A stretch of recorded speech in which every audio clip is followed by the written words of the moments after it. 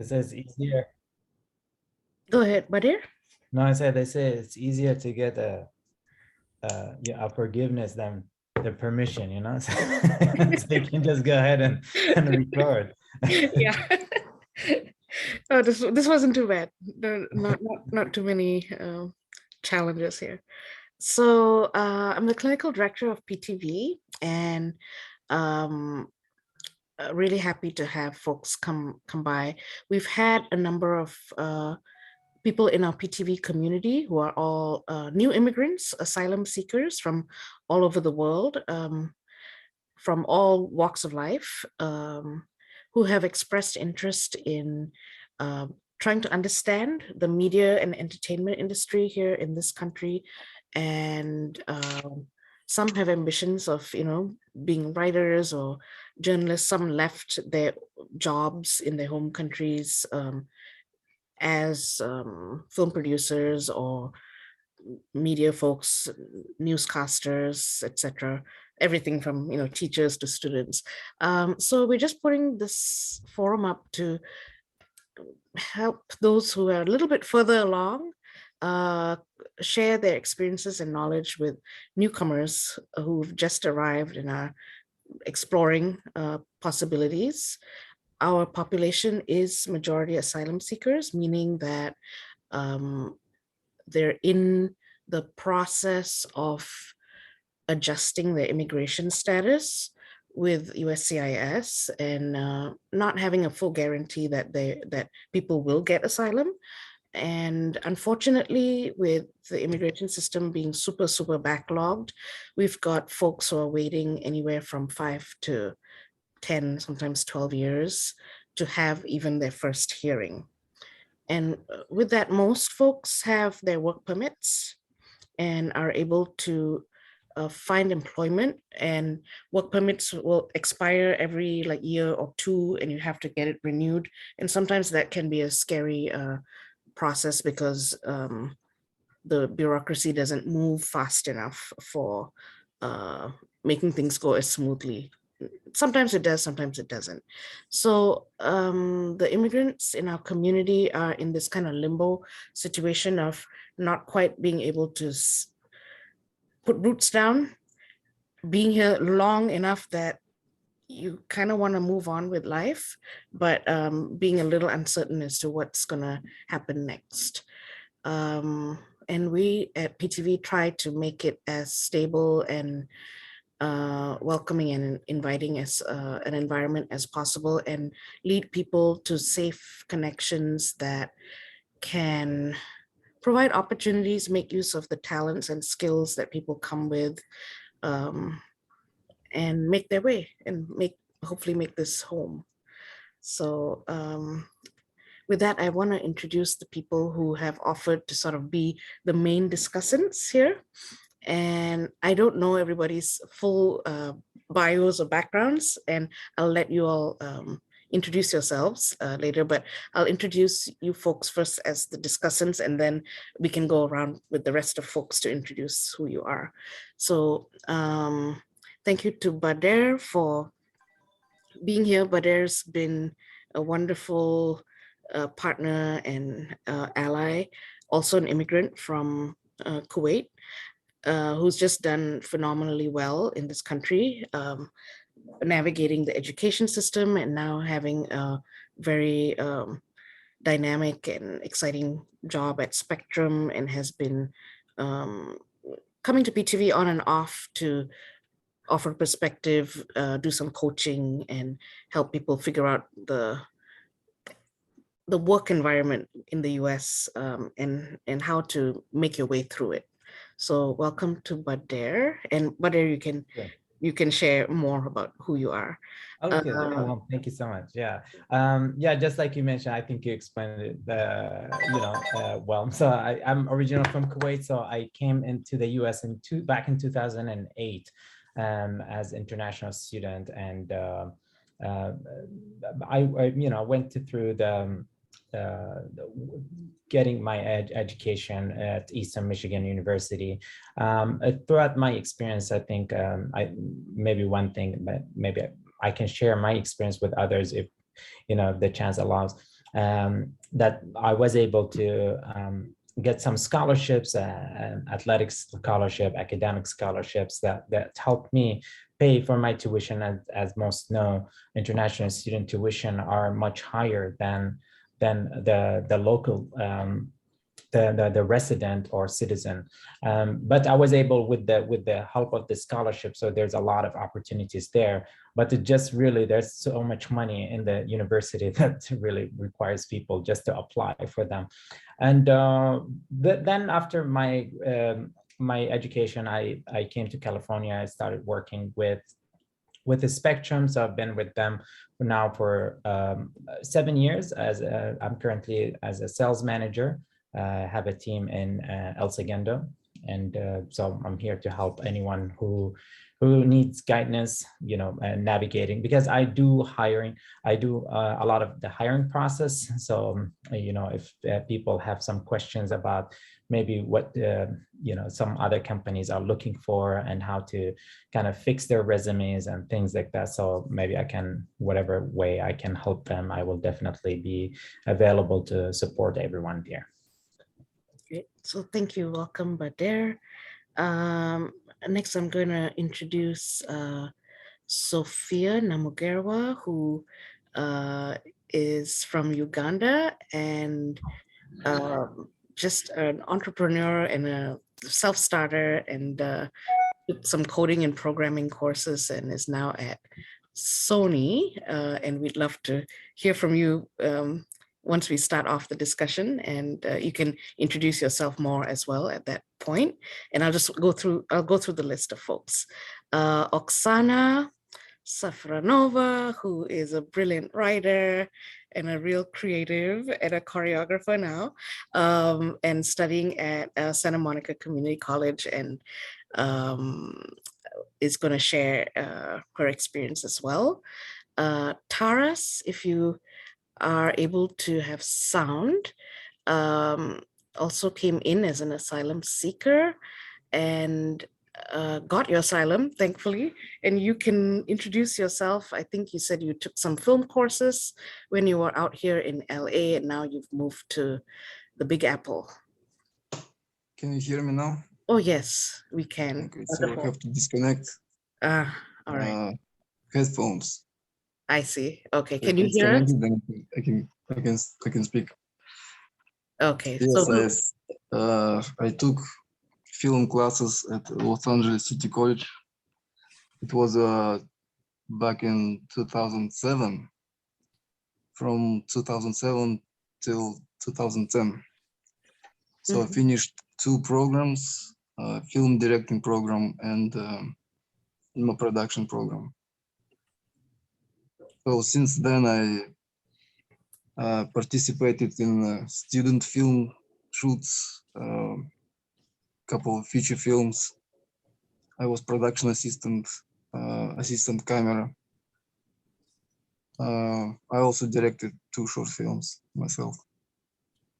Very nice, Taras. Thank you for sharing that. We've also got Abdullah and Nicholas. And I don't know your full backgrounds, but you were introduced to us by my colleague Lena, and both of you have been so kind to come in and share your own experiences. So I'll let you both introduce yourselves fully. So Abdullah, you want to start? Sure. Well, first, thank you so much for inviting us here. Really appreciate the opportunity, and hopefully our presence ends up being productive and helpful. So my name is Abdullah Kamali. I'm from Dubai, UAE. So, better, salam alaikum, Kuwait. So I've been in the US since 2011. I started as an international student. Also, I want to thank Lena for inviting me. Thank you. So I started in 2011. My background is in aviation. So I started, not in entertainment. And then after fast forward 2017, I came to California and I started to do a lot of entertainment. So I've been in acting, directing. I did two plays as associate director and actor with Nicholas, and I've been in some feature, some student films, so a mix all across the board. pretty much. I mean, everyone in LA is everything, a writer, a student. You just have to ask the right questions, to make sure who is who. So after the pandemic hit, I decided to not join the Zoom acting community and went to Pepperdine University to study. And and that's how I met Lena. And I'm not pursuing the same program. She's my colleague. And so now I'm going to let Nicholas introduce himself. And Thank you. Welcome. Thank you, Abdullah.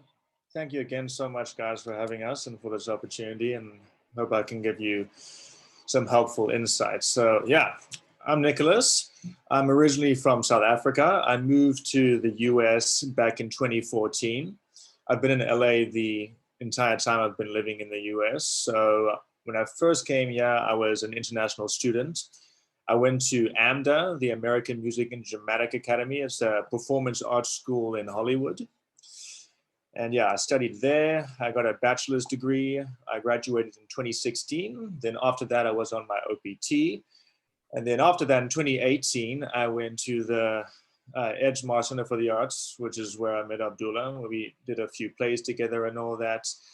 And now I have a green card. So that's what I'm doing now. And yeah, other than that, I've done lots of acting work, from plenty of theater plays to short films, feature films, web series. And I recently started writing my own films as well. I wrote a short film that I filmed 2 years ago in 2020. And yeah, that's led to a lot of success. We had a screening for it last year, and it's won a few awards. It got into a few festivals as well. And I also wrote a feature film that I would like to do at some point as well. But yeah, that's pretty much my background. Thank you again for having me. Okay, you're welcome. Thanks for coming. I don't know if Beth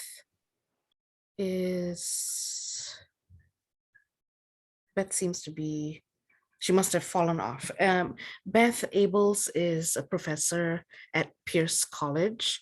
And Beth was going to shed some light around getting enrolled in community college and some of the opportunities you could have there. It's a particularly friendly environment for new immigrants who have irregular immigration status. As long as you've been here for a year living in California, you can get into school for almost nothing to free at the community colleges. And Oksana, I think you might be able to share some experiences as well. Yes. Okay. Okay. So maybe I'll invite people around the table who are here for just a brief introduction of who you are. Lena, why don't we start with you? Sure. So thank you again for being with us tonight. And thank you, Abdullah and Nicholas, for accepting our invitation and for enlightening our meeting tonight with us. It means a lot to me. I'm Lena, a case manager, a survivor advocate at PTV. I used to work as an interpreter for PTV for 6 years, and luckily I've been hired as a case manager recently. This is this is a place that is precious to my heart. PTV is like my family. So yeah, this is, and I'm doing my doctor's studies in organizational leadership as well at Pepperdine University, and this is where I met with Abdullah. And other than that, I'm, my serving the community and being trying to be my best as a community leader is my ultimate goal. And I'll pass it on to my colleague, Larry. Hi, Lena. Thank you. Hello, everybody. Thank you for being here. My name is Lari Ortiz, and I am also a case manager here at PTV. I've been here almost a year. Yay.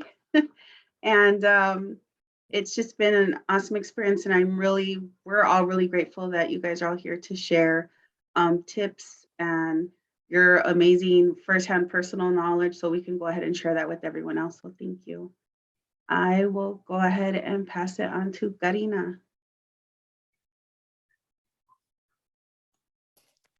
Hi everyone, I'm Karina. I'm a case manager here at PTV as well, so I lead the case management team. And I've been here for about a year and a half now. I know quite a few of you here as well. It's really nice being here and just supporting you in this journey and your wanting to know more about education. So I'll pass it along to, let me see, Olesia. And you're a beautiful baby. Hello, everyone. Thank you. My name is Alessia Dreit. I'm from Russia, 3 years in the United States. I just, now I'm mom of 2 kids, daughter 16 years old and my baby boy, Aiden, just 4 months. Yes, 4 months. And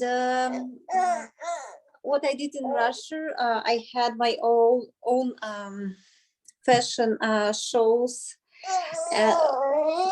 kids fashion shows and model schools for kids, and also music awards for kids. And here I didn't start yet, but I'm thinking a lot about it to start my work also here in Los Angeles. And I hope that this meeting will help me to start it also. Thank you. Alicia, I think your baby is not happy. He would like to introduce himself. Yes, he was listening everyone and smiling, but now he don't like when I'm talking.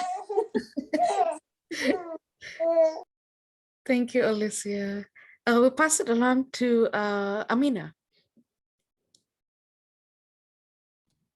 Thank you, Carol. Hello, everyone. Thank you so much for the invitation.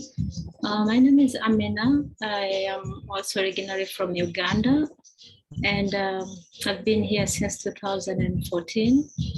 Right now, I am a teacher and assistant instructor at Code Talk, which is a programming program. I'm happy to be here and nice to meet everyone. Hi, Sophia. Great to have you, Amina. We'll pass it along to Daria. Just an introduction, if you're there. Maybe no audio. Well, Beth, you're back. So we'll just have you do a quick introduction. What you do in life and. Sorry, my phone just died in the middle of driving home. But I'm Beth Abels. I'm an architecture professor at Pierce College in San Fernando Valley, and I have been in Los Angeles for over 30 years.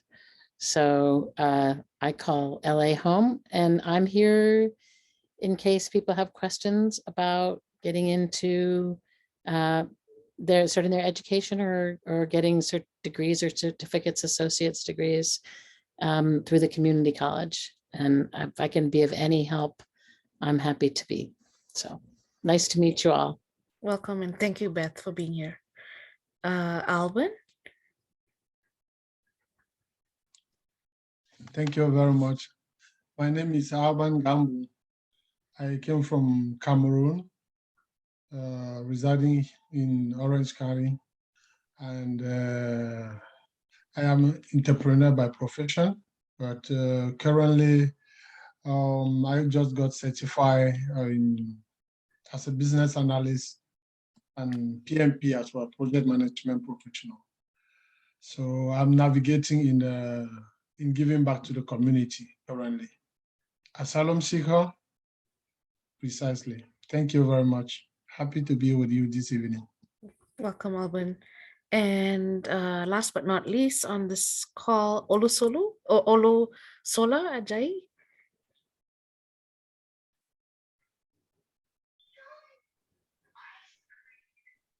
Is that Hi Abraham? everyone. Yeah, this is Oh, Abraham. hey, Abraham. Yes. Hi. Hi. My name is Abraham Olusola Jari Boys. Prefer everybody call Abraham. I came to United States in 2016, 6 years ago. Presently an electrical engineer working with Texas trucks and a student of Cal State Motric. And I'm glad to be here this night. You're welcome, Abraham. And I think with that, unless Daria is able to speak, we could go ahead and get started. I want for everyone on the call who has a question to just type it in the chat. Just type your question or what you want to hear from our panelists. Just type your question in the chat and we'll tackle it over time. But in the meantime, I'm going to pose a question to all of you, but maybe pick a few to first go ahead and answer it. So my question is, as a new immigrant, asylum seeker, or new immigrant, how did you make a decision or to choose the field that you were going into? And I guess how long did it take you to adjust and find your bearings? And I'm going to start with Sophia.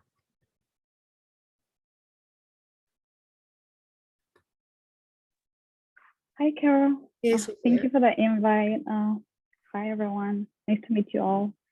So I came to the United States in 2016.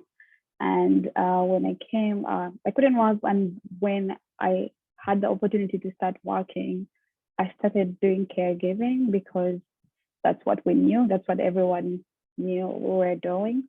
However, I had this passion for just being in IT, but I did get, I didn't get a lot of discouragement of how Black people all immigrants, like IT is known for us. It is better if you go into nursing. It's better if you go into the medical environment because it's safer there.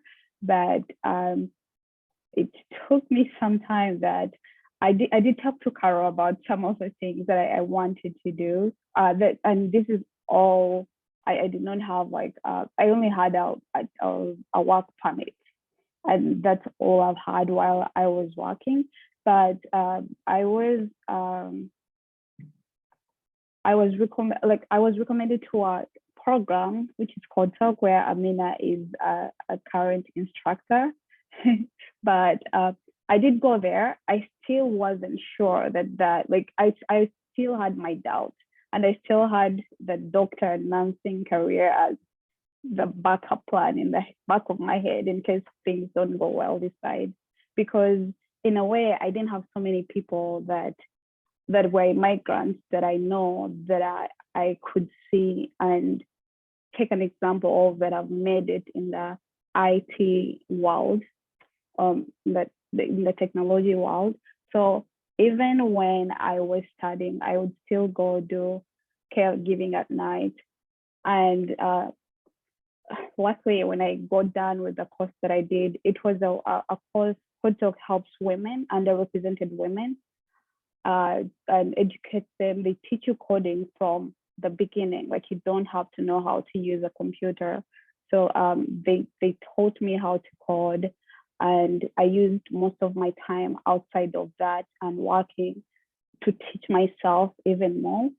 And I was lucky enough to get an internship after, I think, like 2 months, 2 or 1 month over 10 of completing the course.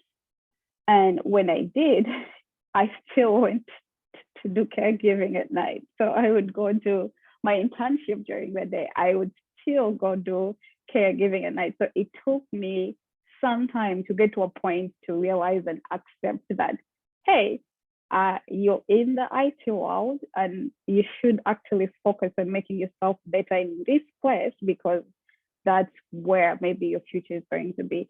That even when I got the internship and I was working there, I was still scared they were going to let me go.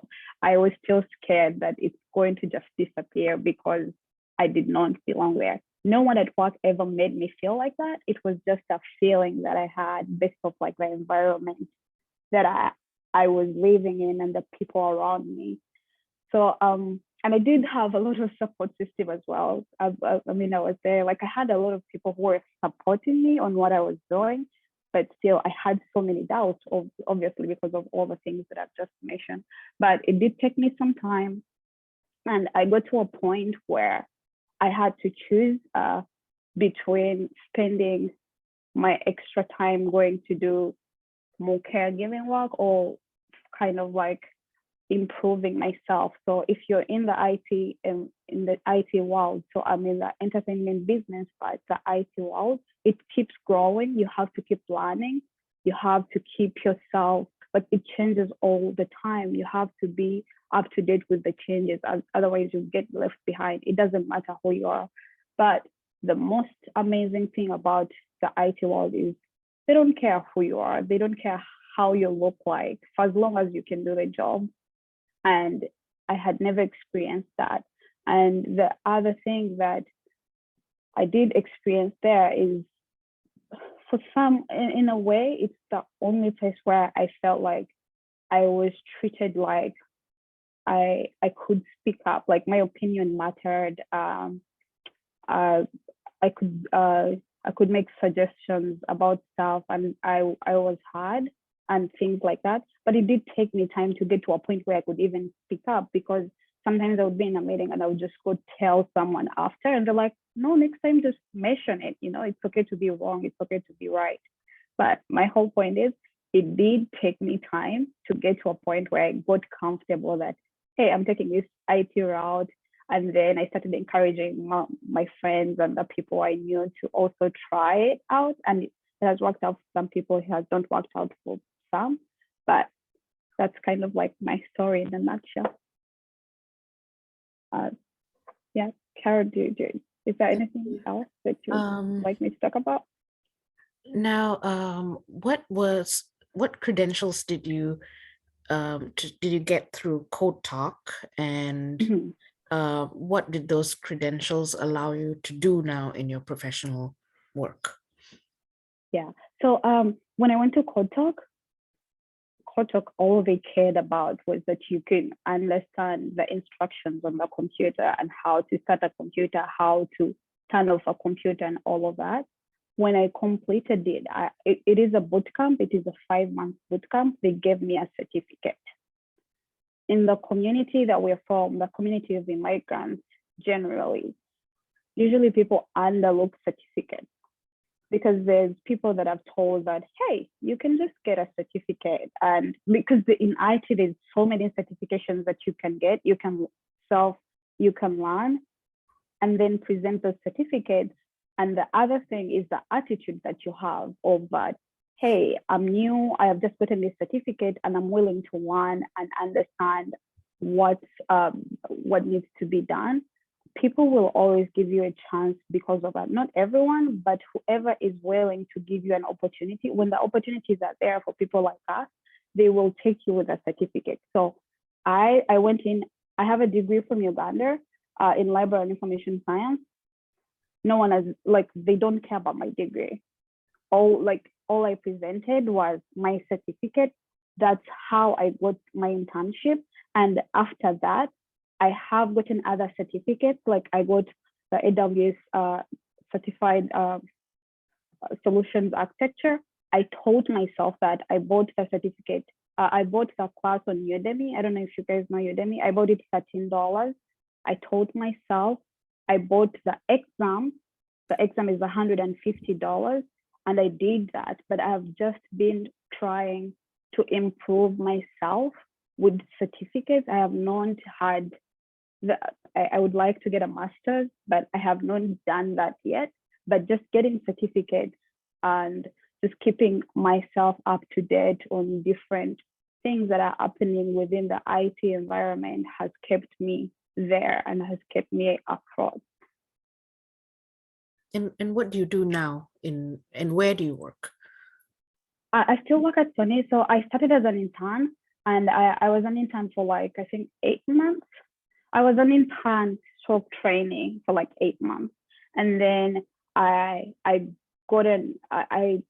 stayed, they extended me as a contractor for about 3 years. And as of last December, I got a full-time as a developer with them.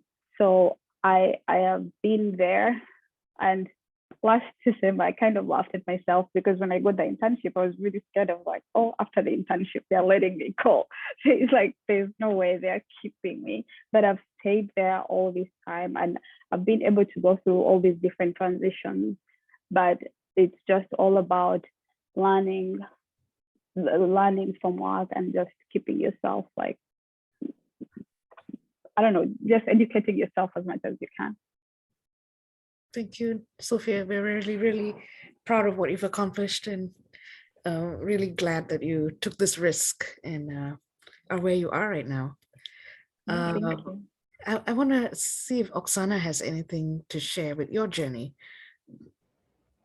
Yes, I want to share is, Carol, you mentioned something about me writing.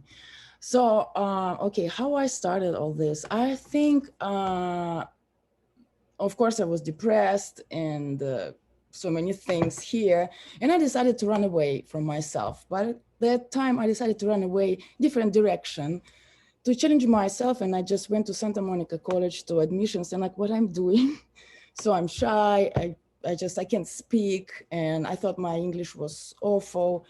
So, and I just enrolled myself. Santa Monica College is just that unique and extraordinary experience.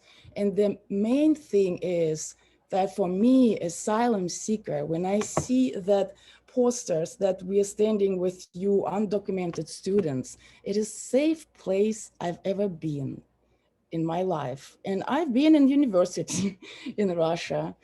And so I've started, but I've started Santa Monica College because my friend Diane, she's a writer, Diane Leffer, she told me after, yes, my short 5 stories were published in Santa Monica Literary Review magazine, which is magazine, like real magazine. And when I asked Diane, where should I go? Like, I want to challenge myself. I need to do something with myself. Los Angeles College or Santa Monica, she said, it's far away, but it's worth it. So she was right. I'm still there. And when I started it, it's not a goal. I was thinking like, yes, I'm writing. I need to sharpen my skills. I need to understand what creative writing here in English. I want to tell one tip to if people want to go to community college. First, please do your general studies subjects.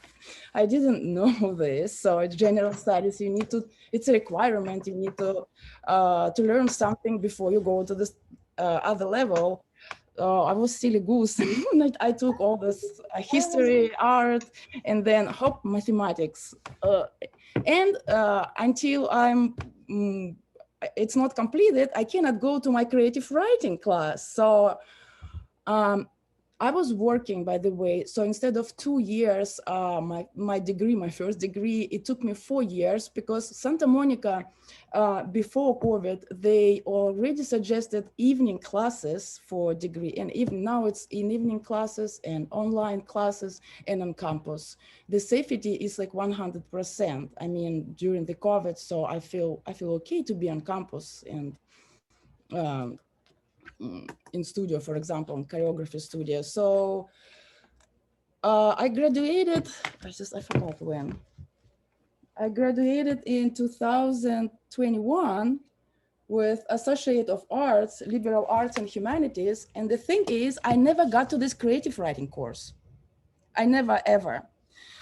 Because the last subject that I decided to take for my extra, I don't remember, like 15 points to get this degree was choreography. And this is how I ended up directing and doing my short movies, dance movies, and doing art and drawing. And I just, after I graduated, I just decided to continue my self-education, and I want to find a job that will be with art. So, and there are possibilities for students of Santa Monica College. There is special programs they can find, they can help with jobs, and students can work on campus. There are so many, like there is so much support. It's just like the one thing is every Wednesday, any student of Santa Monica College can come to the campus and take some food. And they have, if you're resident of California, if you have this ID, so it's possible, because for years I had a fee waiver, and that's why for me it was possible to work in a hotel. And then my commute was from downtown to Santa Monica, and it was possible for me to take, because I don't know, anyway, it's for me it was expensive to take like 6 classes, but with fee waiver, that I am an asylum seeker, so I just got to this financial office, and it's possible that you're a resident of California. You just need to know how to use all the benefits. So, and if you're interested, maybe I can leave my email, because Santa Monica College, they have just outstanding programs in film production and film studies. The film studies is just for theoretical, analytical, who wants probably to write reviews, but film production of Santa Monica College is recognized by Cannes festivals, by British BAFTA, and so they are serious about give us everything they can, and they provide the access to the latest, like state-of-art technology for the students. Plus they provide access, or during the semester, it's free. College can, lend you a little notebook.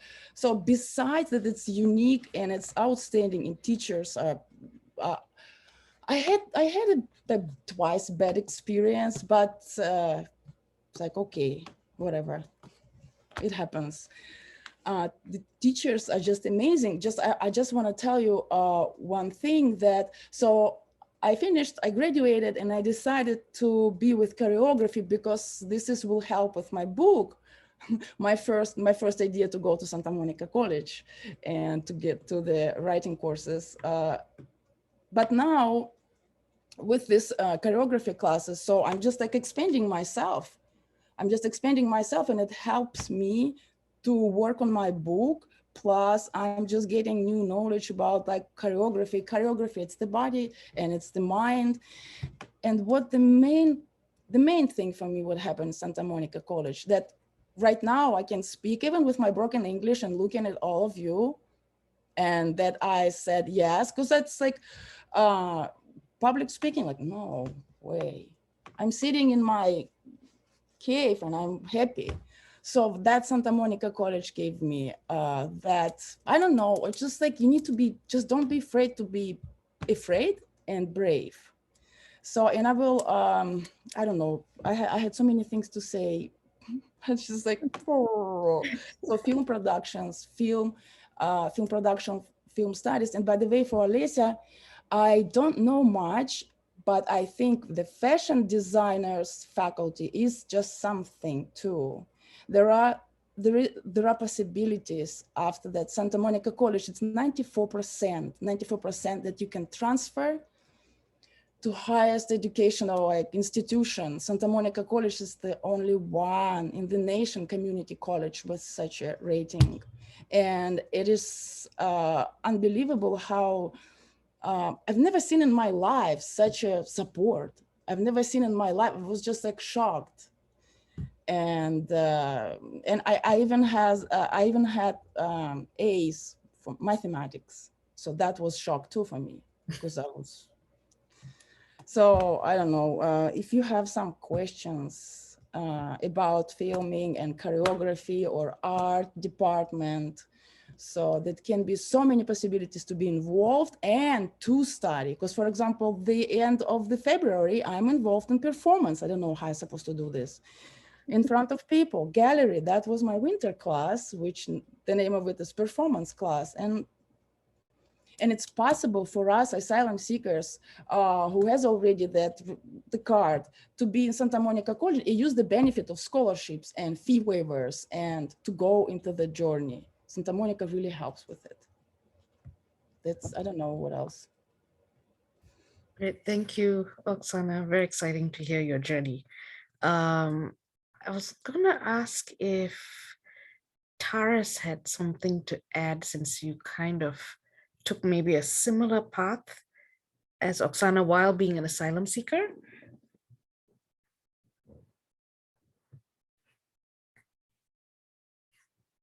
Sorry, Kyle, did you ask me? I just missed it.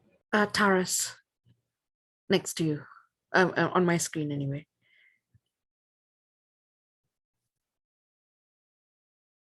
But maybe sound is not working for Taras. I think Maybe now it works. Does it work? Yes, it does. Okay. A couple of things. When I started to take classes at the LACC, film classes, I think I made one big mistake, and Oksana already mentioned it. It was my English. I think I was afraid to speak English with the classmates and instructors.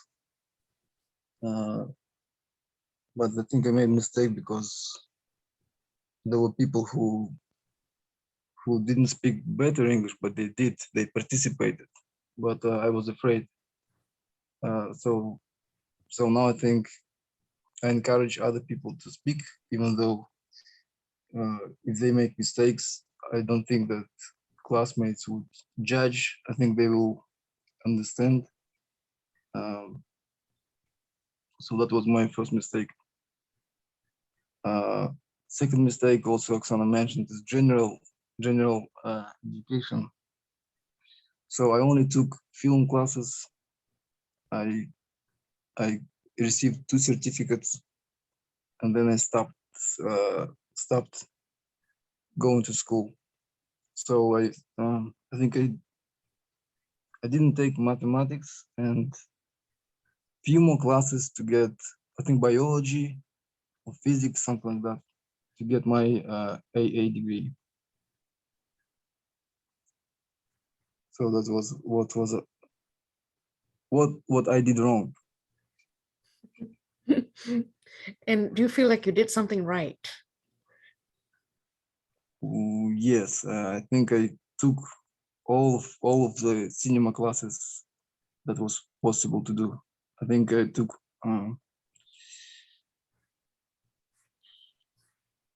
not only cinema but also theater. To get film directing certificate, you had to take 3 or 4 theater classes. So what I did right, yes, I took a lot of cinema classes. I think most of them, all of them maybe. And right now, you got your asylum, right? Recently? Yes, I did 3 or 4 years ago. Okay, and have you, are you still able to, I guess, pursue your dream in the film and entertainment industry in New York? I went to a couple of film sets. I was a production assistant. Other than that, I'm not sure which way to go. I'm writing screenplays. I wrote finished 1 screenplay, and then again you need to get an agent. So an advice for everyone: if you write a screenplay or if you're acting, you need eventually to get an agent. Okay. Thank you, Taras. And jump in. And I think I'm going to pass along to Abdullah and Nicholas to share some wisdom. Who wants to go first? Abdullah, go ahead. Thank you, Tara. And thank you all for sharing. So I'm gonna, since everyone's is on the path of getting an asylum, I will try to keep this about the school and my experience of getting here and what I've done and what I should have not done. And, you know, God bless Los Angeles, let's say. So first of all, if you're gonna get to the entertainment industry, you have to know that everyone, I assume, has a dream, whether you're a writer, you're in music, you're an actor, a director, because everyone thinks I'm gonna go to Hollywood when they come to Los Angeles. That's my experience when I see people. They're not sure exactly what to do. And so first thing I would say, treat it like a 9-to-5 job, because if you want to be successful in anything in life, whether it's accounting, finance, agriculture, you have to work to 9 to 5 at least to keep food on your table. And then if you exceed, you will be big, you know, like celebrities and stuff. And I've seen that with a lot of people in the entertainment. They come in excited, and especially this is specifically for New York and Los Angeles. So these cities are very expensive, very expensive. If you saved up for a year, it will be gone in 2 months and a half, 3 months, easy. And a lot of people get frustrated. And obviously when you go to a school, the school wants your money. They want to keep you there as long as possible. So they will do whatever they can. And I've looked around a few schools. So the school that got me to LA is not the school that I went to. So I went to Edgemar Center of the Arts. This is just, it's not a college, it's an acting school, as there are many in LA. So if you don't have papers, or if you do, a lot of schools are basically based on discretion. And there's a lot of good teachers everywhere. So I've seen a couple. There was one called LA Conservatory of Art, which I've been to. They've had an actress that was really big in the 80s who runs the school, and a lot of her teachers are that way. And in our school, we had a few who are like in Amazon Prime now, on Netflix. And so you will get good education, but you have to just make sure you're in the right place. And basically you have to, depends on where you go, it's not cheap or expensive. And I like how Oksana shared about Santa Monica College. So usually, since this is not about just internationals, people would go for colleges to get an F1, you know, if they're a student before the asylum, and that helps a lot. It's a lot better than going to a normal college. But if you have your job set, you can, I would advise that have an income and then do your schooling and vet your school. And also after you go to school, you might have teachers who know about acting, but don't take their advice on life, because I've seen a lot of teachers really do unethical things with students, one, and two, get jealous if they see somebody who is like, say, more beautiful than them, more talented, they really lead them the wrong path. So be careful of that. That's very important to know. Like always, if you have a support system, that's your family or someone, you know, really close to you that you can at least rely on, like make sure they keep you in check, because all of entertainment, like, you know how you say you're scared to participate if you speak English, or you're scared, and or when Sophia, I think, when she shared that she wasn't sure if she was good enough, that's not just by, that's not just you, like it's by design that way. So if you try your hardest, trust me, just you have to step back every once in a while and see. And so that's pretty much school and personal achievements. So, and because I've been there, I've been where I'm like doing my best and I'm like, why is everything so bad? And then I realize, you know, all these factors come into play, and it takes experience to know that. So, and in the sense, if you want to work in pretty much everything entertainment, it all comes down to the same thing. You get an agent, and if not, Nicholas is going to talk more about this because he's very active right now, and he will talk about websites you can do to publish yourself and things.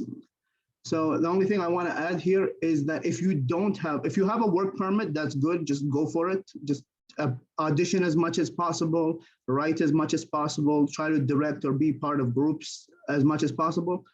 I would advise try to stay away from background work, like background acting, background where you don't get any credit, because it will give you money, but not further your career. So that's one thing I would advise on for the long run. Unless you're really stripped on cash, then go for it. And pretty much, and if you, yeah, I think that's pretty much what I want to contribute right now. And I'll let and I'll pass it on to Nicholas to give you more about what's going on in the industry right now. Thank you. Yeah, Abdullah and everybody else raised a lot of good points. I would say to start, guys, it's all about persistence, you know, because, you know, like Abdullah said, people come to LA and, you know, it's all about, oh, Hollywood, I'm here to be a star and everything. And, you know, I think a lot of people think it's easy or it's, you know, it happens right away. It doesn't. You know, I got here in 2014 and I'm still, you know, working at it. I mean, I'm in a good place right now. I'm happy with the journey that I've been on and where I'm at right now. But, you know, I'm obviously still not famous or anything like that. I work at a restaurant currently as my day job, as well as doing acting gigs, you know. And it's all about persistence, because in the acting industry, you get rejected a lot, right? There's a lot of rejection. I mean, in all businesses and everything you try to pursue in life, you have to deal with rejection, because failure is a part of, you know, life and being successful. But particularly in the entertainment industry, as an actor, all the auditions you constantly go on, right? And you know, not getting a role, or if you're writing and you trying to get a film, you know, picked up by a production company and they don't like it, you know, you just got to keep on working, you know, you got to stay persistent and keep on working. And yeah, like Abdullah said, just, you know, it's not what you know, it's who you know, of course, as they always say. But yeah, you want to listen to and take advice from the right people, right? So there's a lot of people you can look to who will help you out in this business, but, you know, at the same time, you know, keep being yourself and you do you, right? Because it's your journey, and, you know, stay true to yourself and fight for what you want, you know, as an actor, as an artist. But on the more business side of things, so yeah, obviously you'll need a work permit to do, you know, paid acting gigs and all of that. But, you know, while you're in school, and, you know, even if you're currently a student and you can't do paid gigs, that's a time to start, you know, because you need to build yourself up to get into a place where, you know, you can get an agent and really start getting somewhere as an actor and, you know, as an artist. So in the beginning, even though you ultimately want to be getting paid to act, you know, do unpaid acting gigs, you know, do theater, do lots of theater. I did theater in high school, even though that stuff's obviously not on my resume. In college, I've done unpaid theater outside of college since I graduated, because I love doing it. It's great. And, you know, do student films.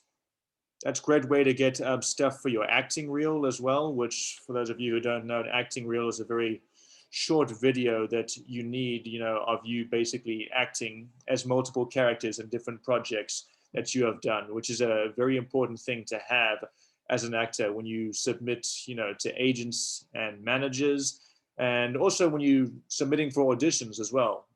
When casting directors look at your reel, it helps a lot. You know, having a reel is a very important thing to have, you know, as well as headshots and all of that. But yeah, like I said, in the beginning, do stuff even if it's unpaid sometimes, because it will start getting you somewhere. Stuff for your reel. It'll help you build up your resume as well, which goes along with your headshots. You know, if you have a fuller resume, that also gives you a bigger chance of, you know, getting bigger gigs in the future. And, you know, a casting director or an agent, manager, whatever, will look at it and be like, oh, wow, this person's done a few things. You know, they've done lots of theater. They've also done some film.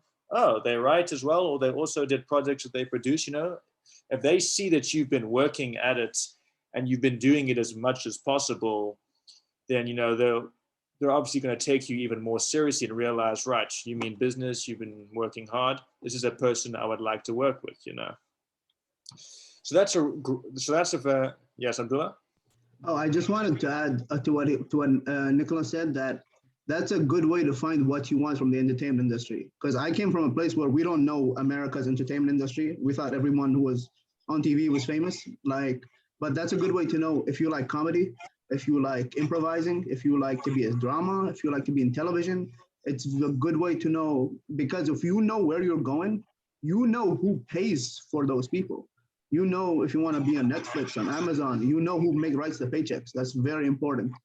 And also, don't get discouraged. A lot of companies, like we have a British colleague of ours who actually got paid 2,500 cash. I mean, he was here as a student, and he didn't really need much, just because they liked him so much. They saw him that they. That's a cat. So, so. Cat, you threw her away. Just so, if you're worried about the cat's safety, there is a beanbag, and she's fine. Okay. I think it's a film. It's part of the action.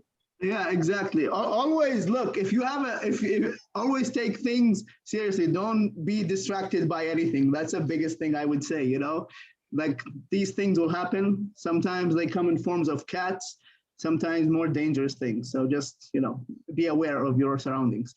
And I see a few of you are all from Africa, even my friend Nicholas. So you guys know more about cats than I do.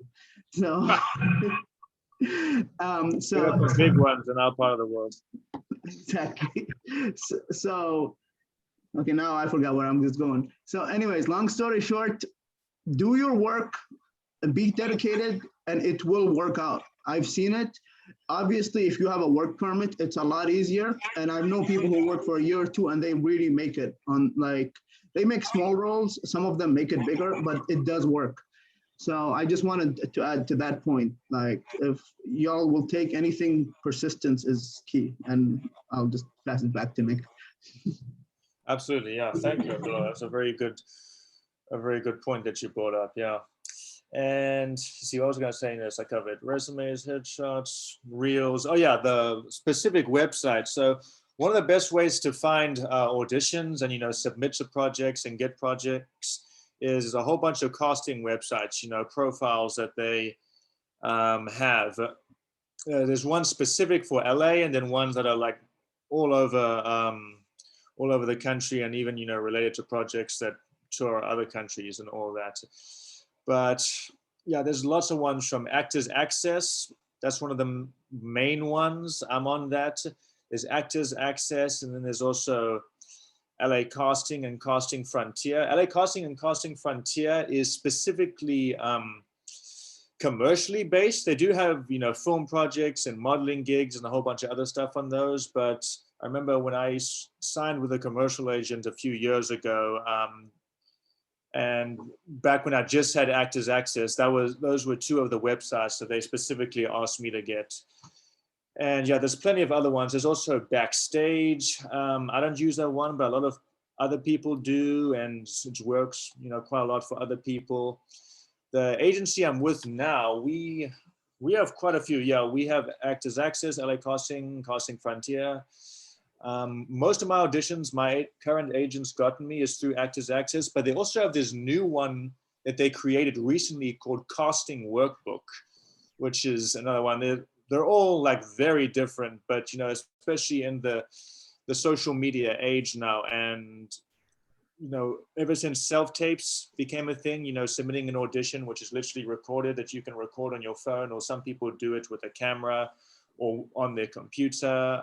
But particularly since, the pandemic started, a lot of auditions are either self-tapes or, Zoom or Skype auditions now. I think since the pandemic started, I've literally had one in-person audition since it's been around. So yeah, more websites, to submit yourselves, for auditions and get auditions have been created. So Casting Workbook's another one that my agent had me create a profile on to submit me for some. And I had a few auditions on that one earlier this year. And, like any memberships or profiles, they have different, payment options. So you could also pay, you can pay monthly or you could pay yearly as well. Abdullah, did you want to bring up something else? Oh, no, I just wanted to, if you wouldn't mind to type those resources in, I think it will be very helpful. Oh, yeah. I will add these in right now. Okay. And yeah, that's pretty much what I think we can offer y'all, and hopefully that helps. Thank you. Thank you. And thank you, Taras, for coming and sharing your experience as well. Now, this question is for everyone, including Bader and Beth. Actually, there are two questions, one coming out of what both Abdullah and Nicholas mentioned, which is, and maybe we should tackle that a little bit later, but some of the things you should look out for as a brand new person entering the field. Like you said that there were some not so good things to look out for and maybe things to be wary of so that you don't get taken advantage of. But so I want to keep that question. The other question is for everyone on the panel. What advice would you give to a new immigrant who wants to enter into this business that's struggling financially? And I know, Abdullah, you talked about it a little bit. Sophia talked about it as well, the economics of just living in a very, very expensive city. And as asylum seekers, most people come in with just about nothing because you have to flee your country. So whatever assets you may have had in your home country, you don't have access to. So what advice would you give, and it's kind of a broad question, to sustain yourself and survive day to day? And is pursuing this avenue, I guess, what would you advise somebody who's thinking about pursuing this avenue but needs to put food on the table and pay the rent? And maybe I will start with, okay, I'll start with Abdullah because you look like you got something to say, and then I'll go to Bader. Yeah, I'll keep this short so everyone gets a chance to sound. So basically, I've seen this happen. Like I've been in a few of these schools, and a lot of these schools, like if say, first of all, I would tell anyone, if you're not passionate, don't do it, because it takes a lot of work and it takes a lot of time, and you will really, like, you have to love it. Unless you have extra money to figure out if you love it, just get the money. But for now, that's what you do. And a lot of, like, LA has a lot of immigrants and has a lot of people who are undocumented. So people, like I remember around the acting school that where I was, there was a lot of girls first that did a lot of caretaking job. Even a lot of girls in Pepperdine, they do caretaking. People need money. This city is very expensive. And a lot of, they worked in a pizza shop next door. People aren't, like, if you go to restaurants around you, if it's not that hard to find a job, especially if you're in entertainment, you just mentioned that in any restaurant, tech shop, local shop, they will get it. Because I don't know if you all know, but every other waiter and waitress in LA or works in restaurant is an actor, and they are documented. You see a restaurant guy over there. So, so they understand that very well. But a lot of the jobs, like caretakers, pay very well. Restaurant jobs will pay very well, at least enough to sustain you. And try not to live lavishly. Like I know a lot of immigrants who come from countries, they might live really good. Like you might get used to, your full house and family. But when you come to LA, pretty much the 300-400 square feet place might either be good for you for now or get a bunch of roommates, because that's the reality of the situation. And do your best. Just don't give up. There's a lot of ways to sustain yourself, and don't let the fact that you're not documented just stop you, because there's a lot of understanding people, a lot. Okay, it's good to hear. Anyone else? Bader, do you have any advice? Yeah, I will share my experience, my personal experience. When I came here, I didn't have any scholarship or any, so I saved up some money, and then I came. Just I decided to get my degree. And one thing is I struggled with is paying my tuition. So it was a lot for me to pay just on my own. And plus I can't take any loan as an international student. And I don't have, and plus I didn't want to, I was at an age, when I came here, I was 27. So, and I had a good career in the past, but when I came here, I started from scratch.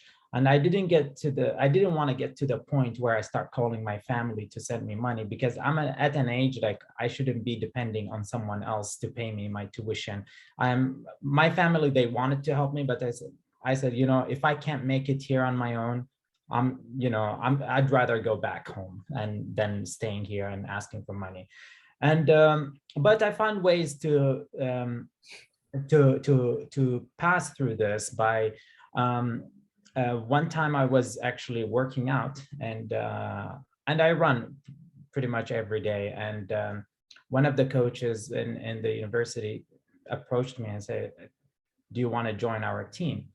And then I didn't know about scholarship and how that works, totally blind about that. So, and then he told me, "What's your pace?" So I don't know. I've never run in an official race. And but they say, "Okay, I will sign you up for a race, and then I want you to run and see. I want to see how you do." So the first one, I used to run a lot, but I wasn't an athlete. So, and then he said, "I think you get to a point where there's more room for improvement, and I think you can be a good fit for our team." And but he told me, if you reach a certain pace, we will provide you scholarship. And when he knew that I was international, then they said we can only pay the difference of being as a resident versus the international fee, the difference I have to come up with. So say, okay, that's a good start. So I started, I get to the pace where he wanted me to be, and then I joined I became one of their athletes, and they were paying a good portion of my tuition, about 1/3 of my tuition. And but then I still have to come up with the rest. And then I heard about they have other scholarships in the university. Then I start now looking all the resources, start to see how many scholarships I can get. Then I was approached by the honors college, and then they say your GPA is good, and we can have you part of the honors college, and I have to maintain the 3.7 to get the honors college scholarship. So then I got that part. So that paid almost another 1/3 of my tuition. So now I have only left with 1/3 of the tuition. Then there was another scholarship. They have another for basically for people who are from 3.9 to 4.0, another scholarship that also paid another $2,000 on top of my tuition. So I was minimizing my tuition every month just by finding, and there are plenty of them, and every single scholarship that I applied for, I got it. And I still had to pay because my tuition was extremely expensive, and but it covered the majority of them. Now, on the other hand, I was only able to work 20 hours in school, but obviously that wasn't enough also to pay that remaining. Plus my, like Abdullah mentioned earlier, like when you come to maybe you try to find a roommate situation where you start kind of, minimize your expenses. So I did the same thing. So I rented an apartment with a 2-bedroom, and we shared like 4 people in there. So my rent was low, and I was able to pay my tuition, pay my, and that wasn't even enough because I also did work under the table, so just to get by, but I made it. But I think the key for doing that first was time management. Time management is very important in this case, because I was involved in so many organizations in there. Sometimes people think that I have twins over there because they see me everywhere. And because I think it's, which goes back, which will, I think I will cover also another piece of that, how important it is to continue someone's career. And so I was involved with multiple organizations, and including actually the acting theater troupe for the university. I was part of it too. And although my major is business, totally has nothing to do with with acting or anything, but I was there too. So I was an athlete in the acting group, and also I started my own organization there, an athlete organization. We called it Eagle Fit. So I trained student on doing cardio and things like that. So and eventually, so my thesis was, because I was in the honors college, so I had to put my thesis, and my thesis was about how to start a project, basically, and I started a show over there in Michigan, and that was a big production because I had this Pepsi sponsored my show. And so I was able to choreograph for the entire show. Actually, we had 2 shows fully sold out, and but it gave me the experience on how to also connect with other companies, and how to get sponsorship for to come to sponsor the show. After I graduated, I thought I gained enough experience. But I think one of the key that that I can advise everyone to really focus on that, because there's so many people come, just like Abdullah mentioned also earlier, they come here, they think, oh, I'm gonna be going to Hollywood, I'm gonna be a star. But there are plenty of them. Why there are only certain people are successful, but others are not. Some other people, they have probably better degree, and they're less successful than other people who have maybe took very handful classes of acting and things like that. And I think the key goes back to, first is the dedication and how much work you want to put into this to be successful. The second is your network, the people you know, the people you surround yourself with. If you surround yourself with a bunch of losers, guess what's gonna happen? So it's gonna be, because just like the law of average of 5, they say you're an average of 5 people you surround yourself with. If those people are successful, now out of this room, out of this Zoom, we have plenty of talents, and if one really wants to get a job, I can literally guide someone to get a job out of all of you right now, because we can connect with each other and ask, who do you know, and how. And some people, just because I know someone and he's gonna get me a job, it's not gonna work that way. But you gotta, it's a connect. It's gonna help you get your foot there, maybe to an interview. You gotta find a job yourself, and then if it's in that industry, maybe I will ask, okay, how about Nicholas? Do you know someone in that organization or in that company that maybe he knows someone, or maybe in his organization? I would look into the website and look for jobs, and then see. Then I will ask him and say, hey, I found a job in your company. Do you know someone who can help me? Do you know the manager, the hiring manager? And you keep asking until we get to the point where, okay, now I know some connects. Okay, if they don't have an opportunity right now, I can take their information and I can follow up with them next time. I say, maybe the next time they will have an opportunity. And when you keep asking, and guess what's gonna happen? Now, the next time they do have an opportunity, Nicholas could say, oh, I know someone who's looking for an opportunity, maybe we can contact him. But that doesn't mean I'm gonna bug him and bug everyone here to ask them. Just get the connection. And I think from the network, because there are so many. I remember I met a daughter of a very big celebrity. Everybody knows him. I don't want to mention name. And we became a very close friend, and we start hanging out and things like that. But then I thought, why she's not successful as her dad? Her dad is like huge, but she's trying. She's been in movies. I've seen her. but she's not like, nobody knows her. When we walk outside, nobody knows who she is.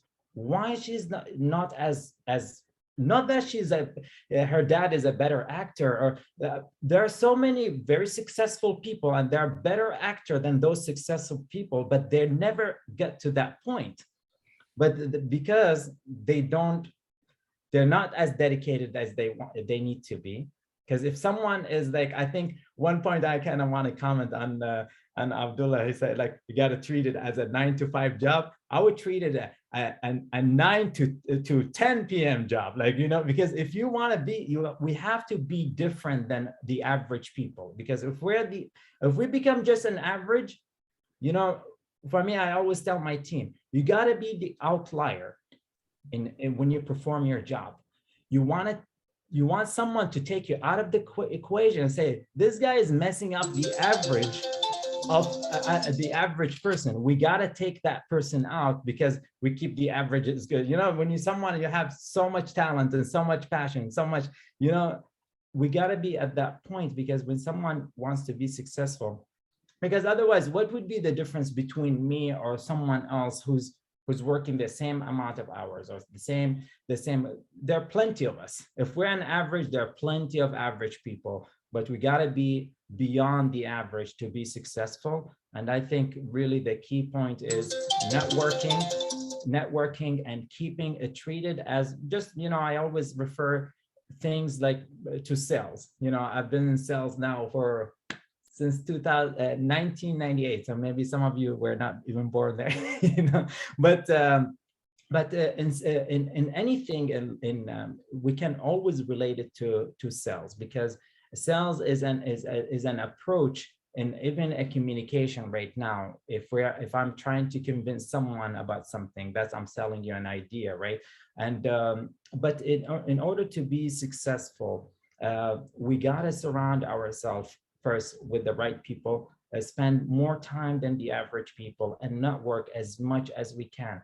And we can't just, I tell you, hey, this is our product and just buy it. No, I have to find ways how to approach you. And I think maybe the message to the rest of the ones here is to connect with you guys or with anyone they see in that industry, because the little things they can help add to whatever they need to accomplish in their career.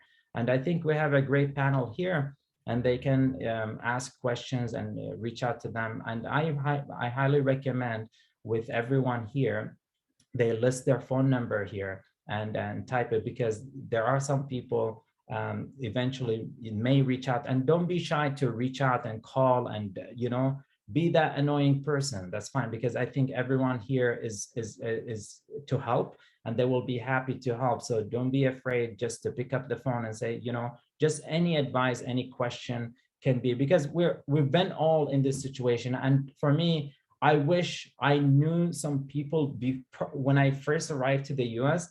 I would have shortcut a lot of things that I've done. Maybe I shouldn't have done, and maybe just bypass so many things by asking people who are already willing to help. And I think everybody here is willing to help. And I would say just list our numbers. I will start with myself. I'll list my phone number. If anyone needs help, just reach out to me. Anytime I'm available. If I don't answer during the work time, I will answer right after work. I'm available after maybe 6 o'clock to midnight, and I'm happy to answer any question for anyone. Thank you so much, Badir. Always inspired by your passion and dynamism. I'm going to open up to Beth, who is in academia, and pose the same question. What would you tell an undocumented or middle of the road immigration situation? What would you tell us, your immigrant students, about entering into this field or just in the field of education? How would you approach that? Yeah, well, thank you very much for inviting me. And it's just so fabulous to hear everybody's stories and advice. I think you've all hit the nail on the head so many times. I don't have a lot of experience specifically with the the programs that students are looking for here. But as heavily involved in the community college system as I am, and as a professor, I have lots and lots of immigrant students who come in and want to become architects or set designers or video game designers and other sorts of kind of more visual fields. And I have plenty of students who come and say, I can't speak English. I'm worried I can't really do this. And I have to make the argument that the best way to get better at English is to use English, as hard as it is. And our fellow students are always happy to support everybody who comes into the classroom, no matter what their capacity. And sure, you'll run into plenty of crappy professors who have no tolerance, and I'm sure that's true everywhere. But most of us are committed to supporting you and your experience and making sure you get your desire, your dream come true in terms of education. And so don't, I have to agree, don't be afraid. Just come and talk to faculty, come and talk to other students, put yourself out there. I know it's hard, but it's so effective. It's really, really effective. Having that persistence that came up, vital. Someone was talking about financial aid. We leave hundreds of thousands of dollars of money on the table for scholarships that never get asked for by students. There is money all over the place for students. So you have to be persistent and ask, and you have to fill out applications and make requests. But talking to the financial aid office, I so value other students' advice, but I would not ever depend on another student's experience to tell you whether you're going to have a good time or a bad time or going to get scholarships or not going to get scholarships. The only one who knows the answer to that is the financial aid office. So, talk to financial aid, tell them your situation. I can't speak for other states, but California wants to support its immigrants in ways that I think Carol can speak to quite a bit, much more than I can, but there is money available for students in all sorts of positions, especially in the community college. I know the community college best. I think the discussion about what community colleges have to offer, our whole thing is making it possible for people to increase their income, to get their, to support their families, learn trades, get associate's degrees.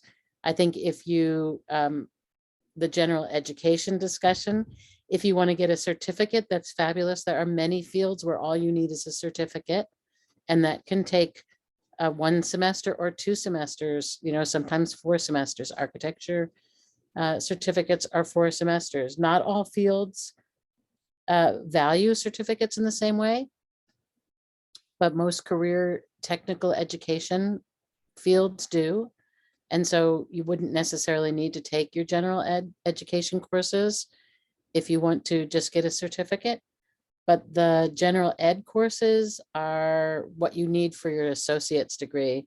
And if statistically in the United States, income-wise, having a degree beyond high school is really, really important for income.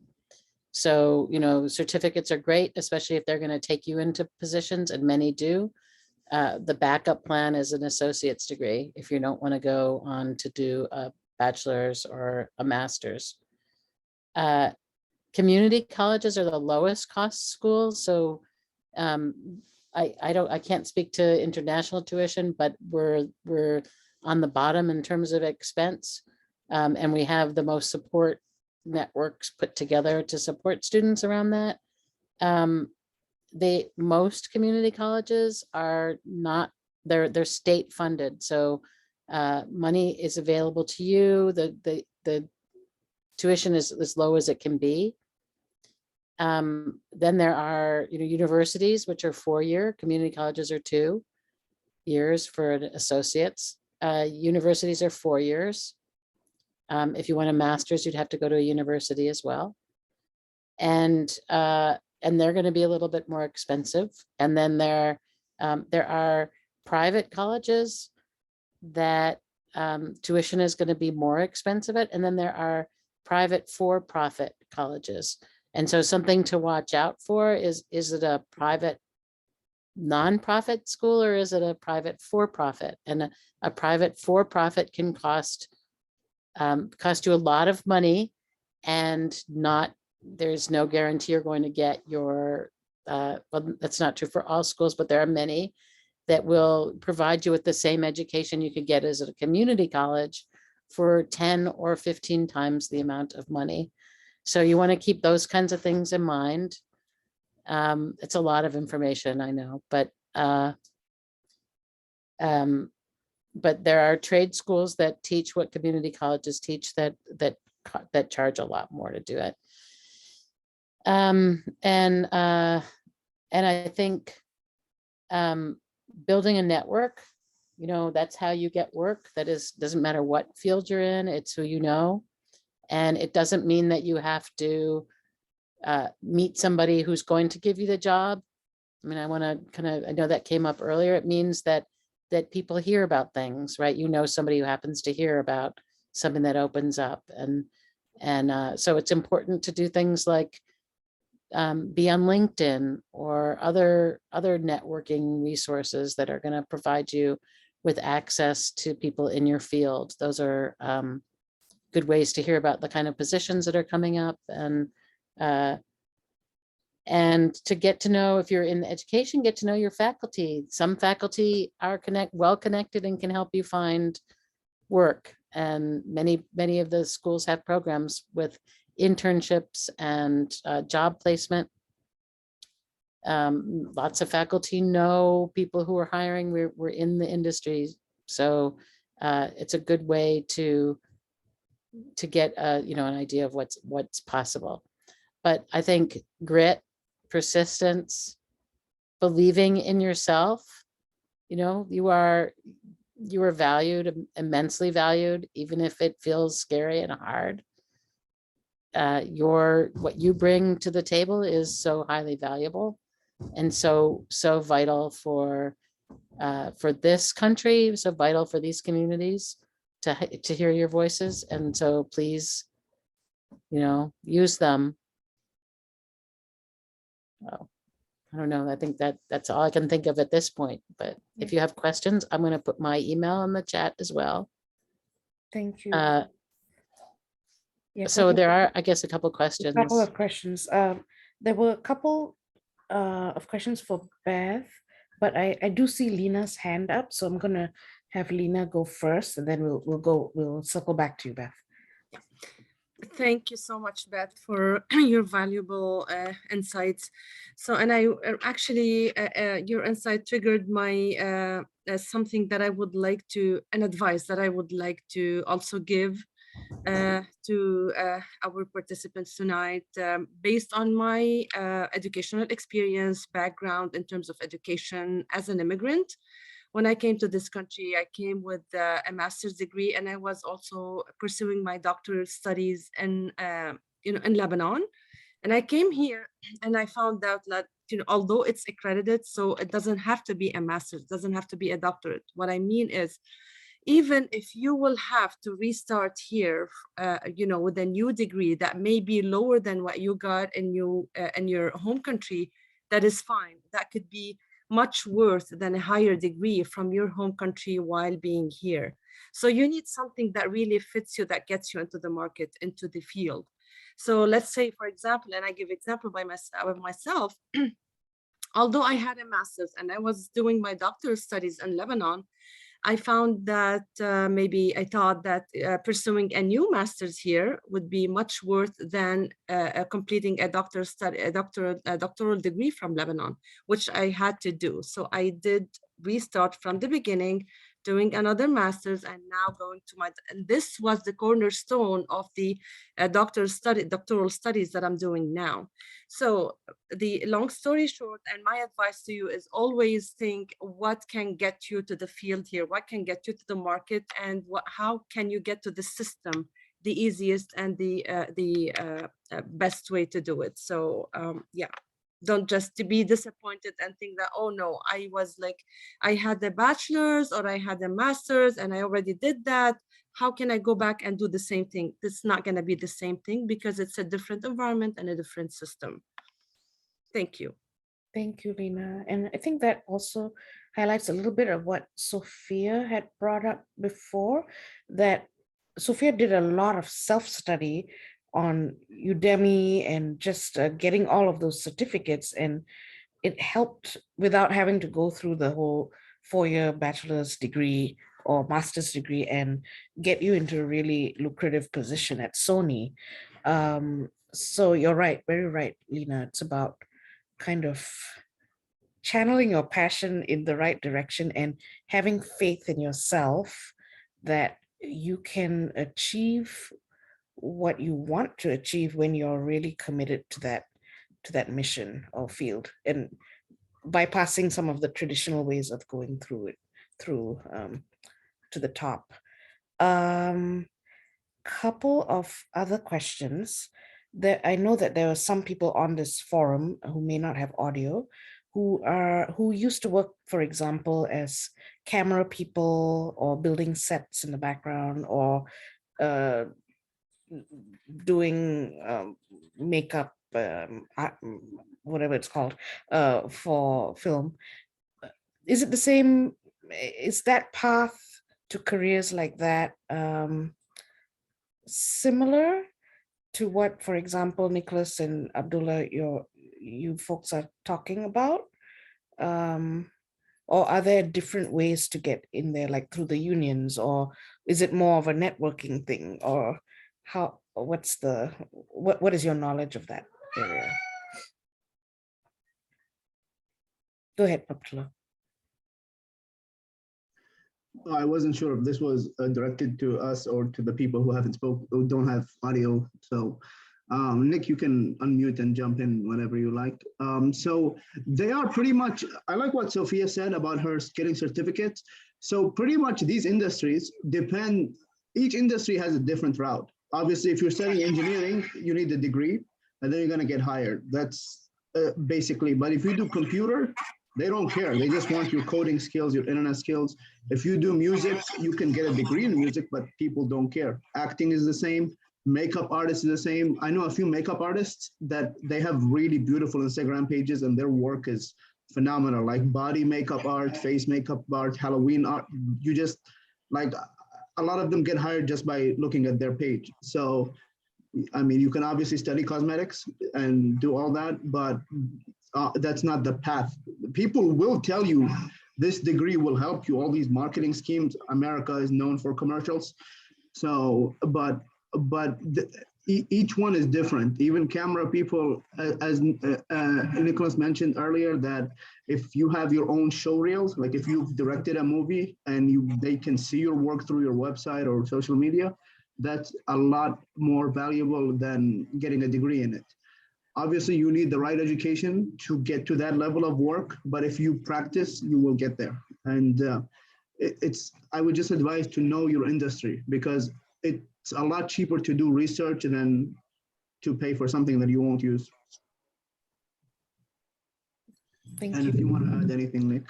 Oh. Yeah, Abdullah pretty much covered most of the important points about that. Yeah, it doesn't really matter the path that you take, as long as you do the work, you do the research, and you keep, training or practicing and getting better at what you want to do. I mean, speaking of makeup, a lot of makeup artists that I've worked with on sets that I've been on, and even for theater productions I've been in, most of them didn't really go to a big school for makeup, even though there are schools, particularly in the performance art world, provide those. I literally went to some small community college, or like some small place to do a makeup course, and they got these gigs from people that they know, and that's how they do it now. They didn't have this huge fancy degree from some huge college. So not to say don't do that, but it doesn't have to be the way you go about it. So like Abdullah said, it's not, the most important thing is not going to the most fanciest school that costs the most money, doing the most fancy degree in the world.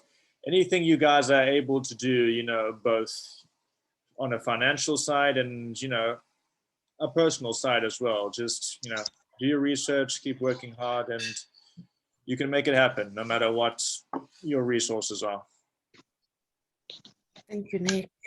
I know, Oksana, I see that you might have to leave. I want to give Oksana a chance to give some last advice, and then I'll get you, Sophia.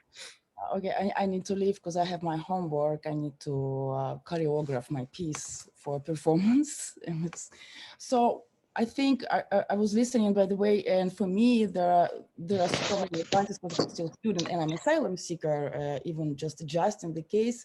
But what I want to say, if you choose something, your passion, what I realized that you just need to love and to respect what you do, and everything will come along. It's of course persistent. Yes, there were so many days in my life. It took me 4 years instead of 2 to get my AA degree. And yes, in Russia, of course, my degree was higher, bachelor degree, pedagogical university, but I realized that it's not the main goal. And yes, to love and to respect what you do. And by the way, Santa Monica College has many certificates program that can bring you not immediately, but that can bring you to the field that you can start work with. So it just if somebody's interested, you just can check the Santa Monica website. It's very clear, and it's just like the information is there. It's very easy to navigate. But I left my so there is my email address, and if somebody have questions about Santa Monica, so please feel free. And I need to go. Thank you so much. Thank you, Oksana. Thank you so much for having me. And just like you're my PTV, like my bright, you my light. You're our light too. Really glad to have you. Good to hear from you, Oksana. Bye-bye. Bye. Sophia, do you want to go, and then Badir? Sophia, sound is not good. I mean, choppy.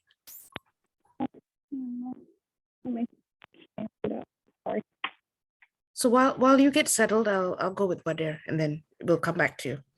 Okay, one thing I wanted to mention, since I work with Spectrum, Spectrum is a huge company. You'll be surprised what kind of positions there are. Last time, one of my friend was looking for a job. He's a hairstylist, and then he was looking on the Spectrum, and then he called me and he said, "Hey, there is a position at Spectrum, hairstylist." I was like, what? I didn't know that we have a hairstyle. And then when I actually, just as a curiosity, I went there, and then we have a makeup artist, and we have a production, because we do have a green room. So if people also interested in that industry, you will see some companies, even though they're not specifically like a media company, but they do have, it depends on how big. If it's really big, we have it pretty much, even we have nurses in our company, like we have so many, because we have some people that technician, they fall and things like that. So we have it's a huge company. So if anyone needs any assistance with getting their foot to Spectrum in any position, not necessarily in sales, I do know pretty much all the recruiters, and I can communicate with them at least trying to find out who the hiring manager is. So at least trying to get them through the process maybe faster than normal. And then I can maybe walk them through what's in their resume. If something maybe I can help them to get past their resume to. So I'm more than willing to help on that area too. So, but look into the website and then see what positions that maybe that fits that meets your interest, and if anything that I can help from my end, I will be more than happy to do. Thank you, Badir.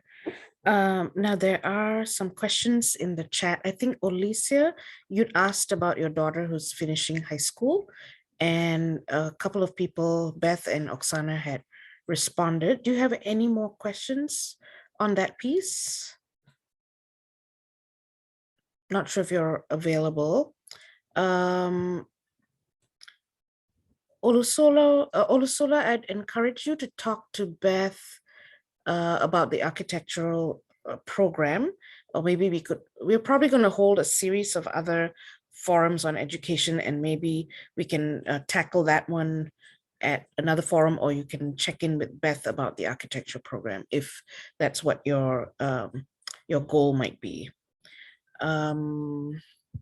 Any other questions that I missed on this chat?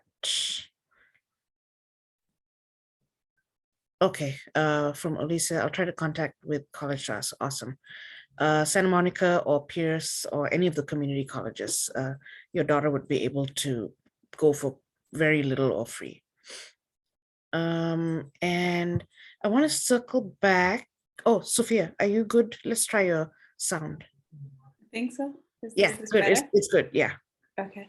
Yeah. So I just really wanted to mention that one of the things that I did realize that at a certain point, experience beats education in maybe the industry that I'm in. So I usually I've seen issues where people come in and they have like higher education from back at home, and they're not willing to take the low paying like entry level jobs because they want to get maybe something better. But the thing is, the experience here is really different.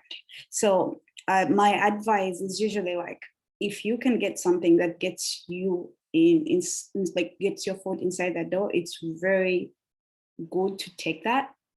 At some point, when you get in there, you're going to get the connections. You're going to be able to understand how the whole system and the organizations work. And as you're in there, you'll be able to understand like, what can I actually study that would make a difference? Because as we are at work, we find out new certificates that mean so much by just having one. And I wouldn't have known that information by just being out there waiting for the day for me to be able to get paid more. So that's one of the things. And then I also have like a friend who was taking like a lower paying job as she was taking her master's, and as her master's is almost done, her job is now paying her way more than they were giving her. So in a way, like the education and the whole job experience all come together and help you in a certain way, but you have to find a way to use what you have at a specific time and try to navigate through to make yourself better. Yeah, so don't wait for like the high educations, just like whenever you get a chance, just get in there. Yeah, it's so true. Like what you and Lena have hit on is it's such a different system of education here in the US compared to what we experienced in our home countries, that we got to turn the paradigm upside down and make what you can of it here. Now I want to open up to, I don't know if the people who are here like Daria or Kiros have any questions. I don't know what your connectivity is, but I know that both of you in particular were interested in this forum. If you are able to speak, feel free, or you can type in your questions. So maybe not.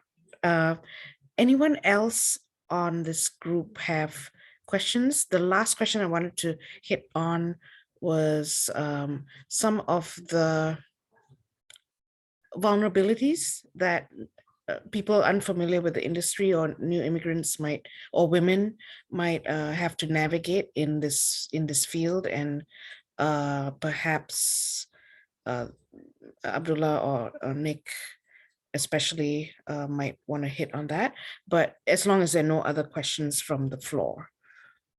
Amina, anything that you want to say? I know you have experience in media too back home, but I don't know if you wanted to add anything. All good?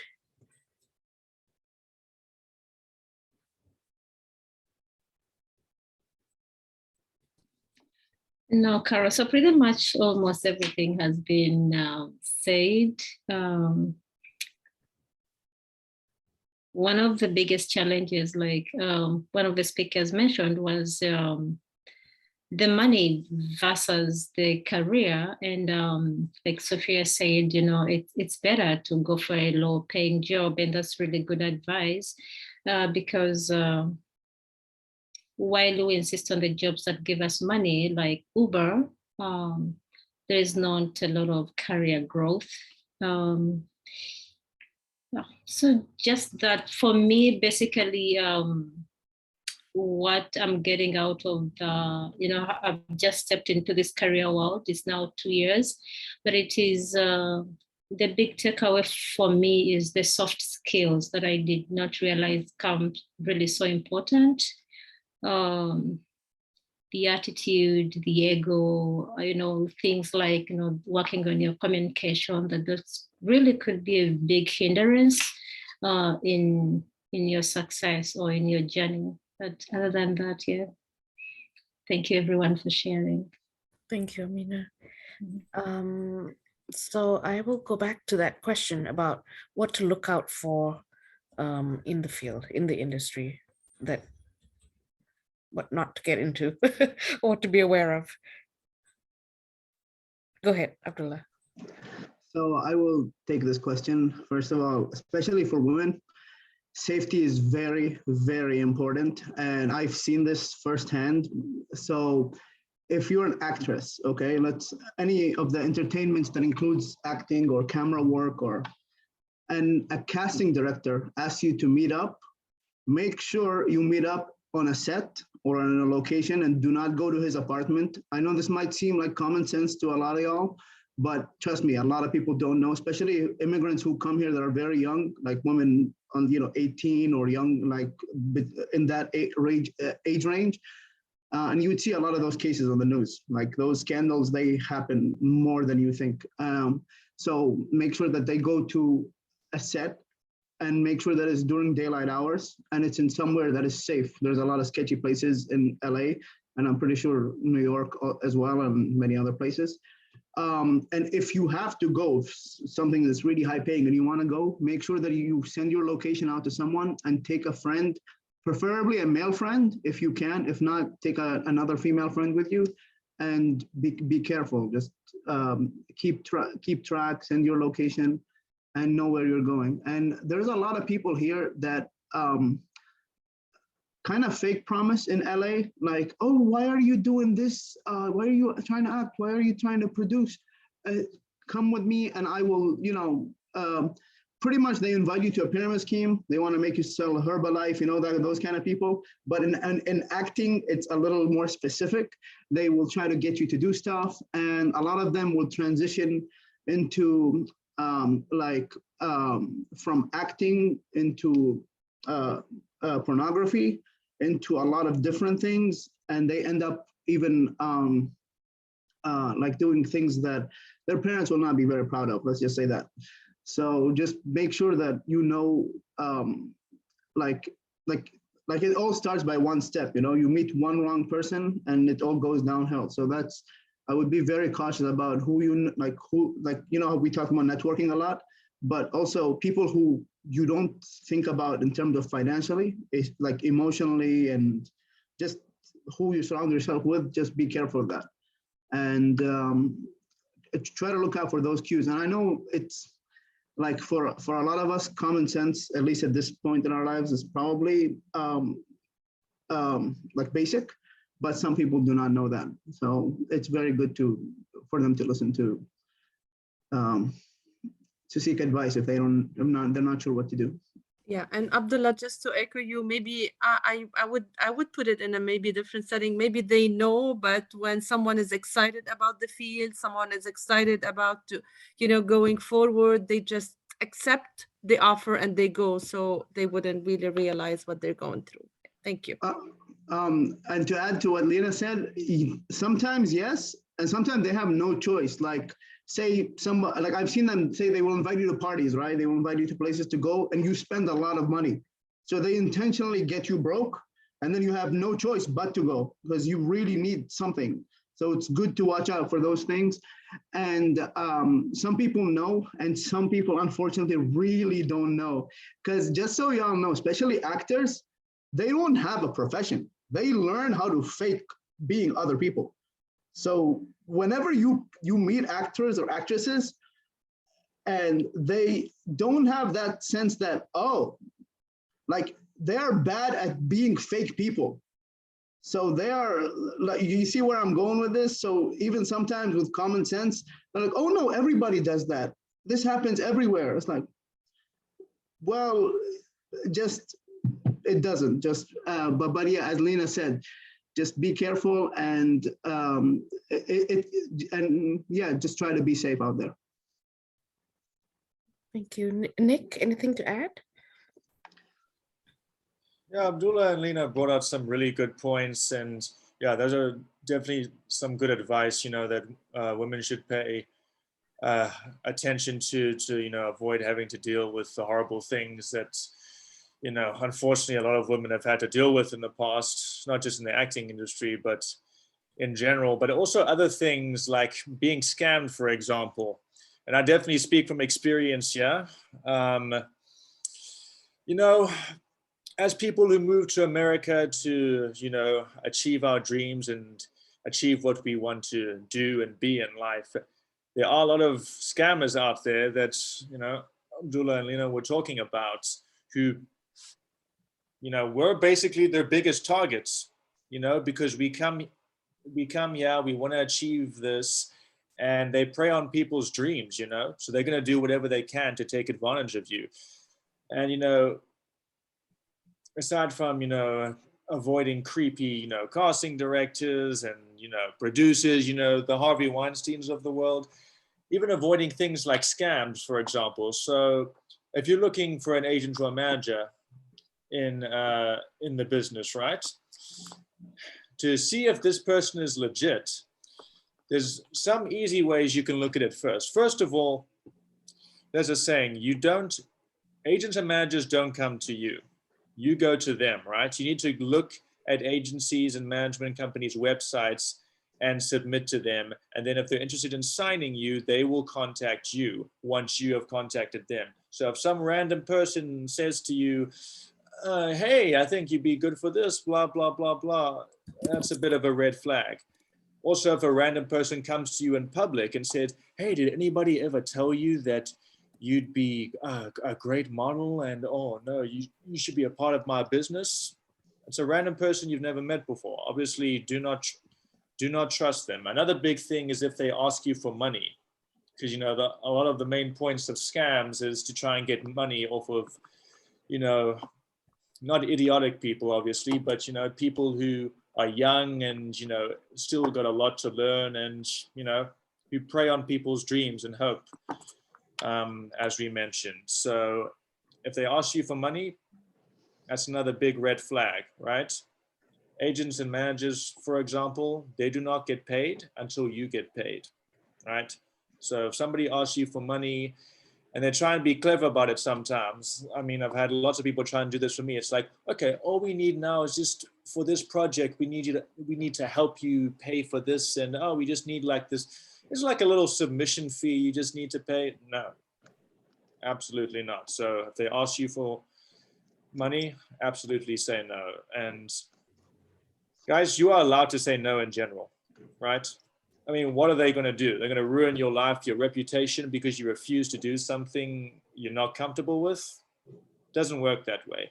And also, if you're unsure of things, guys, so some of these people are smart, you know, they make it seem as legit as they possibly can. That's how they get, you know, money or what they want from people. So if you're unsure of something, send it to someone you know who has experience in this realm. So for example, I sent something to my agent one time because I wasn't sure it was legit. He told me it was a scam. So send it to your agent, or even if it's just a mentor or a teacher, professor of yours from college or school that you went to, or somebody you know who works in the industry. Like if you aren't sure of something, speak to people you know. And that's, again, why it's helpful to know people, so they can help you avoid bad things as well as help you achieve the things that you want to achieve, you know. So yeah, that's pretty much what I could add to that particular topic. Thank you so much, Nick. Wise words from all of you. I know that there was a very quick question in the chat from Kiros. asking about, where is it? Which college can I go to pursue photography or camera work? And I don't know if anyone on this panel would have some advice for Kiros, who's from Eritrea, I think, or Ethiopia. Nick. I think I can give some insight. So photography or camera work, obviously that's not my realm, but being an actor and I also do modeling sometimes, I know a lot of people who do. I mean, it depends on what specific realm you're looking into. I mean, if it's specifically for camera work, like you want to be a film director or something like that, there are a couple colleges like New York Film Academy. I've done quite a few films for that school. So that's a pretty good one. Yeah, that's the main one that I know. Or the main like colleges like Yale, Harvard, you know, all the big expensive ones, I'm sure have courses in those too. Other good ones in LA specifically who have great filmmaking and camera making and camera work courses are UCLA and USC are other good ones. Those are, I think, bigger, you know, more well-known ones than New York Film Academy. But again, I think that's also a realm that you can kind of start on yourself as well. Because I know a lot of photographers who literally started from scratch, like they just picked up a camera and they started taking pictures and they pretty much made it on their own. Like a lot of the headshot photographers that have taken a lot of my acting headshots with, that's how they started. They just started taking pictures.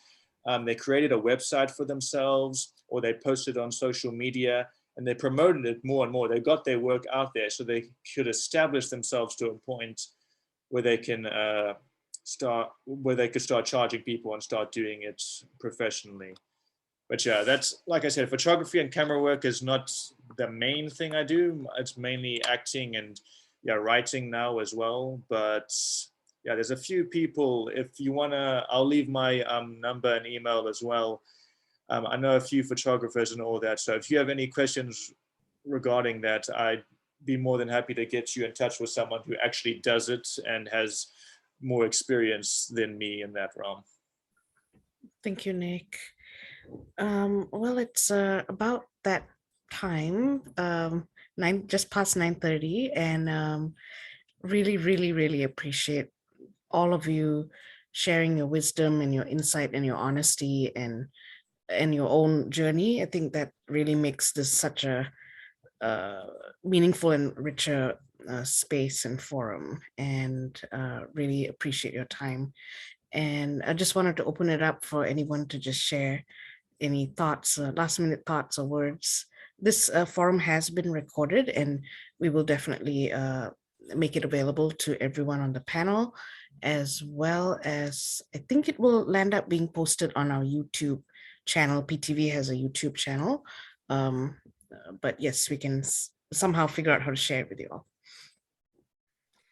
Let me just thank everyone, and this was really insightful, beautiful, helpful, and enlightening. Thank you everyone for sharing all of your interesting experiences, and thank you especially to Abdullah and Nicholas to join us, and to everyone. So it was really, really great pleasure meeting you all tonight, and looking forward for more insightful forums. Yes, absolutely. If you all can continue to sort of journey with us, periodically, that would be really excellent. But there is a household name at PTV, so for the last couple of years, so we'd love to have a team of people who would be able to share wisdom and just a little bit further ahead in their journey to bring the other new folks along. So. Well, thank you everyone, and have a blessed night. Thanks for having us, Carol. And I think this meeting was insightful, and I hope this would help some other, get the benefit out of it. And we're all here to support and help everyone. Thank you for having us. Absolutely. Thank you so much. It was our pleasure, and thank you again. Yeah, thank you very much. Great meeting you. Have a great evening, everyone. Yeah, Bye-bye. Thank you. Bye, everyone. Thank you for your input. Thank you. Bye-bye. Bye. Bye. Thank you. Bye, Elmina. Thank you, Carol. That was good. Thank you for the invite. Oh, I'm so glad you made it. Yeah. I was gonna attend, but when you mentioned it,